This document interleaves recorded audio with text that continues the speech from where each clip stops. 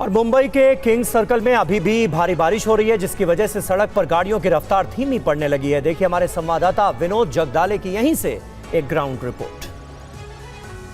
मौसम विभाग ने गुरुवार के लिए मुंबई में ऑरेंज अलर्ट की घोषणा की थी, जिसके बाद देर रात और आज सुबह भी लगातार मुंबई में रुक रुक कर बारिश यहां पर देखने को मिली है। मुंबई की अगर बात करें तो मुंबई के निचले इलाकों में रात को पानी भर गया था, जिसमें अंधेरी हो, सांता क्रूज हो, दादर की हिंदू कॉलोनी हो, किंग सर्कल इलाका हो, यहाँ पर पानी भरता हुआ नजर आया। इस समय हम मुंबई के किंग सर्कल इलाके में मौजूद हैं और देखिए यहाँ पर धीरे धीरे पानी जो है वो बढ़ता हुआ यहाँ पर नजर आ रहा है।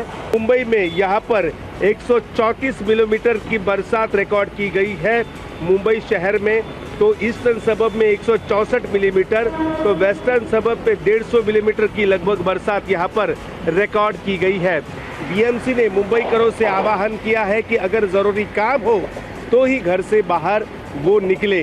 फिलहाल मुंबई में रुक रुक कर बरसात हो रही है। अगर 1:30 बजे के करीब ज़्यादा बरसात 100 मिलीमीटर से ज़्यादा होती है तो मुंबई वहाँ पर जाम हो सकती है। महाराष्ट्र के पालघर जिले में मूसलाधार बारिश की वजह से बाढ़ जैसे हालात बन गए। सड़कों पर खड़ी गाड़ियां पानी में बहती हुई भी नजर आई हैं।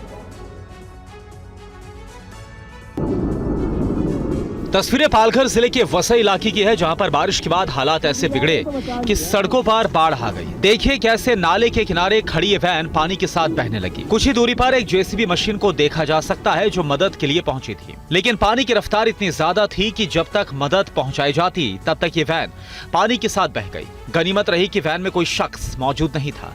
अब ये दूसरा वीडियो देखिए। कार के अंदर एक शख्स मौजूद था। इस शख्स ने भी नाले के किनारे कार खड़ी करने की गलती की थी, जिसका नतीजा ये हुआ कि जैसे ही बारिश की वजह से पानी भरने लगा, ये कार पानी के साथ बहते हुए नाले में आ गई। मदद के लिए कार सवार चिल्लाता रहा, लेकिन पानी की रफ्तार को देखकर कोई मदद के लिए आगे आने की हिम्मत तक नहीं कर सका। कुछ दूरी पर एक अस्थायी पुल से गाड़ी टकराई और कार तेज रफ्तार से पानी में अंदर की ओर जाने लगी। समय रहते कार सवार कार से कूद गया, जिससे उसकी जान बच गई। पालघर के ज्यादातर हिस्से में पहाड़ हैं, जहां बारिश की वजह से हालात खराब हैं। आज भी तेज बारिश का अलर्ट है, जिसके चलते पालघर में सभी स्कूलों को बंद रखने का फैसला किया गया है।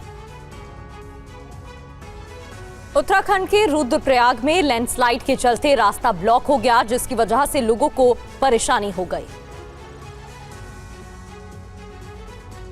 लैंडस्लाइड के बाद देखिए कैसे लोग खुद ही मलबा हटाने के काम में जुट गए हैं। तस्वीरें रुद्रप्रयाग के ऋषिकेश बद्रीनाथ राजमार्ग 58 की है, जहां धारी देवी के पास सीरो बगड़ इलाके में पहाड़ी से मलबा आने की वजह से बद्रीनाथ नेशनल हाईवे बंद हो गया।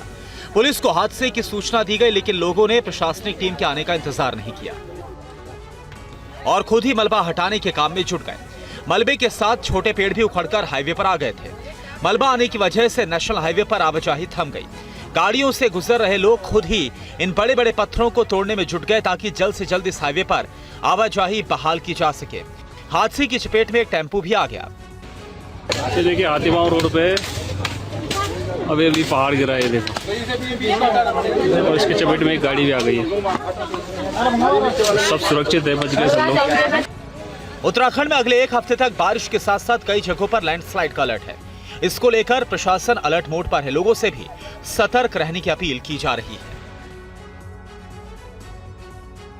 और वहीं उत्तराखंड के रुद्रप्रयाग में लगातार हो रही बारिश ने अलकनंदा और मंदाकिनी जैसी नदियों का जलस्तर बढ़ा दिया है। क्या है ताजा हालात, इस रिपोर्ट में दिखाते हैं आपको।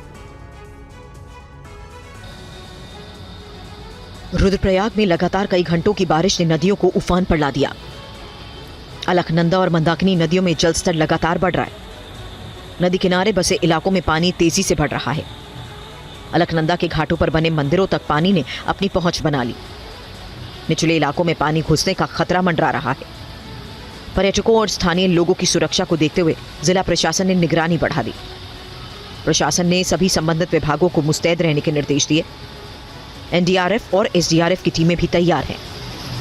पर्यटकों को खासतौर पर नदी किनारे घूमने या कैंपिंग करने से बचने की अपील की गई है। पिछले साल भी इस इलाके में तेज बारिश और बादल फटने की घटनाओं में जानमाल का नुकसान हुआ था, इसलिए इस बार पहले से सतर्कता बरती जा रही है ताकि बड़ी घटनाओं से बचा जा सके। लगातार मॉनिटरिंग के साथ प्रशासन किसी भी आपात स्थिति से निपटने के लिए पूरी तरह तैयार है। लोगों को नदी किनारों से दूर रहने की सलाह दी जा रही है। और राजधानी दिल्ली में मॉनसून ने दस्तक दी है। बारिश और आंधी के चलते मौसम सुहाना हो गया है। तस्वीर देश की राजधानी दिल्ली की है, जहां कई इलाकों में झमाझम बारिश हुई है। कई स्थानों पर सड़कों पर पानी भर गया। दिल्ली के जिन इलाकों में भारी बारिश हुई है उसमें लक्ष्मी नगर, Akshardham, Janakpuri, Mayur Vihar phase 3, Mayur Vihar phase 2, Chandni Chowk, Connaught place, Khan market, Ashoknagar, Mahatma Gandhi मार्ग, हौस खास, साकेत और ग्रेटर कैलाश शामिल हैं। वहीं नोएडा में भी तेज बारिश दर्ज की गई है। Film city, Noida sector 15, Noida sector 16, Noida sector 18, Meerut और गाजियाबाद में भारी बारिश हुई है। इस दौरान 50 से 60 किलोमीटर प्रति घंटे की रफ्तार से आंधी चली। दिल्ली एनसीआर में शाम तक और बारिश तेज हो सकती है। ऑफिस से निकलने वाले लोगों को ट्रैफिक जाम से जूझना पड़ सकता है। मौसम विभाग की भविष्यवाणी के मुताबिक दिल्ली में 3 जुलाई से लेकर 5 जुलाई तक भारी बारिश, आंधी की चेतावनी जारी की गई है।